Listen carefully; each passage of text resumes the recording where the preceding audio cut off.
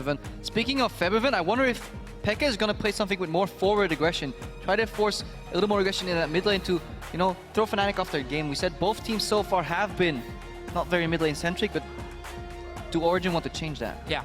I mean, potentially they can do it. Vladimir, as you mentioned, has been the pick often for him, but none of these teams, they don't play around their mid lane, and poor Jace doesn't even get through. Well, you did predict it somewhat, talking about the, you know, the fact they're playing it in solo queue. I want to highlight solo queue, check champions. Alistair and Thresh banned out.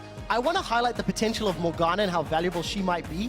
13 games here in summer, 11 of which have been victories across the board, with Yellowstar securing 2 of those himself. Ryze banned out from Origin, 1 left for Fnatic.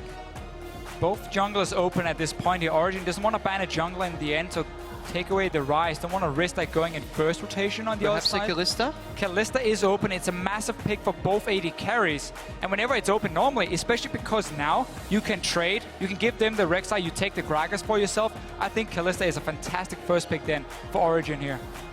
Yeah, definitely Origin, since they have to snowball the early game. A lot of people say if Fnatic goes even until the mid to late game, they feel that they have the better macro gameplay, so they'll get ahead. Or if you pick Kalista early, there's a good chance Fnatic picks up Sivir. If you then don't get a snowball, then the utility from Sivir comes in again. It's trade-offs right here. 2 AD carries, 2 top-tier junglers open as well. Gentlemen, you're both very excited about the flavor of the first picks, but there's 3 support bans. As support mains yourself, this is a strategy we've not seen employed by any of the other teams. What does Fnatic have up their sleeve, in your opinions? We might see the 3rd Bard in a row here, but going back to that first pick, Hecarim, we talked about all these picks, but we kind of forgot about Hecarim since it's so often banned against Huni. But immediate reaction from Origin say like, well, we can't pick Kalista early because then we give up Hecarim against Huni and we might not have an answer left. So I like that they steal it away from Huni, put the emphasis on what the featured matchup is going to be in this game. And also, as we quickly mentioned, how we have this trade-off now in AD carries and junglers, because the 2 most picked AD carries, Sivir and Kalista open, the 2 most picked junglers, Rek'Sai Gragas open here, so you can go for a 3rd option, which is what we've seen Soaz do here. I really want to see what he can do on it. We saw J-Raw had a decent performance once he got to late game at least, but it was shut down early on. Do you think we'll see Huni's Gnar here? I think we're going to see his Echo instead. Then now it's easy if he's offering it. Well, I mean, it could be a flex pick. Obviously, he's gone to the jungle, it's gone to the mid lane, but Huni showed the Echo last week. Matchup into Hecarim, though, can be fairly tricky. Hecarim does really well into melee champions. So I want to see if it goes top lane. Well, in terms of performances, Soaz's one-time Hecarim, slightly less impressive than Echo's one-time Huni, or Huni's one-time Echo, rather. We'll need to see where that does shake up. It was the Kalista locked in, so does Niels and Origin consider locking down the Sivir, which we saw first picked in the previous game? Yeah, I wonder what support Fnatic's going to pick with that Kalista, because we usually see Kalista Thresh, Kalista Morgana, Kalista Alistar, but they're all out. We've seen Leona a few times coming in from Yellowstar. Could work with the Kalista then in terms of having a lot of engage, even maybe pull Yellowstar back out if needed. And when you run Echo, in that sense, if you have a lot of hard engage to set it up for him, you might be able to time it with your W, then jumping in, and you have this massive CC chain you can use. And again, we know Yellowstar is an old school Leona player, so it is at least an option. When you ban 3 supports, you must have something ready. I feel like Origin wants to hide their bot lane a little bit here to wait for Fnatic to pick the support so they can react accordingly, because it's a different thing when you have to lane against Kalista and anything or Kalista and Annie. Well, we do see the Gragas. It was locked in there for Amazing, and this will be the first time we're seeing Xpeke playing the King of Shurima on that Azir. But Origin locking in their entire top half of the map. They have hidden that duo lane, considering all of the bans targeted towards them. We'll see what they opt into. Very true. It can always be a little bit risky showing your soul laners early, but it's fairly safe once. I mean, Azir mid lane does well into nearly everything for himself. And we were looking a bit at Pekka's picks here. The fact he hadn't locked in an Azir at all beforehand. He's clearly been saving it.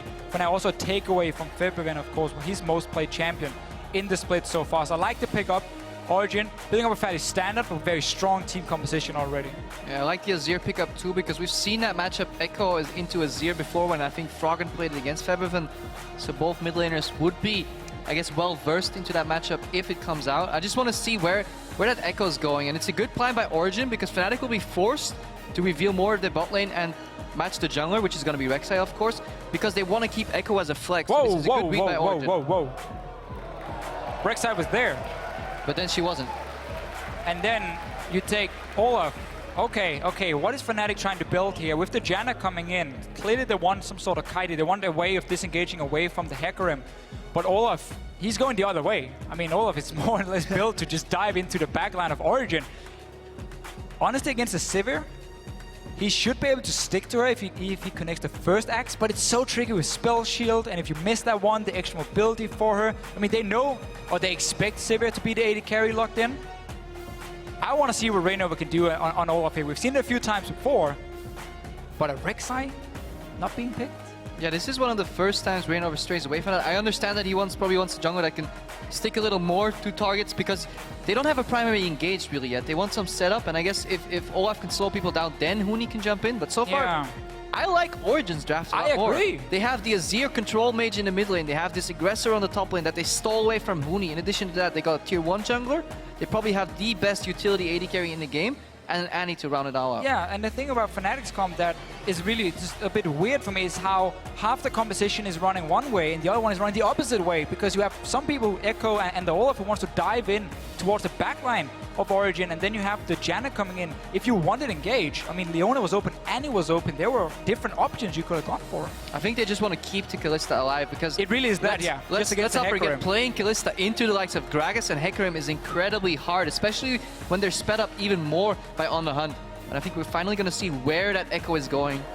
Well, it does appear that it will be up in that top lane in Huni's hands once more. Victor to round out the team composition from Fnatic. If there were any other team, you might be questioning. However, Fnatic have shown against power picks, against predicted drafts, until now they're 6-0. They've not made mistakes yet. That's true. Fnatic has always been a very good team at preparing and having a strategy ready. Victor coming in, it's a pick we've seen a lot in Korea, a lot in China.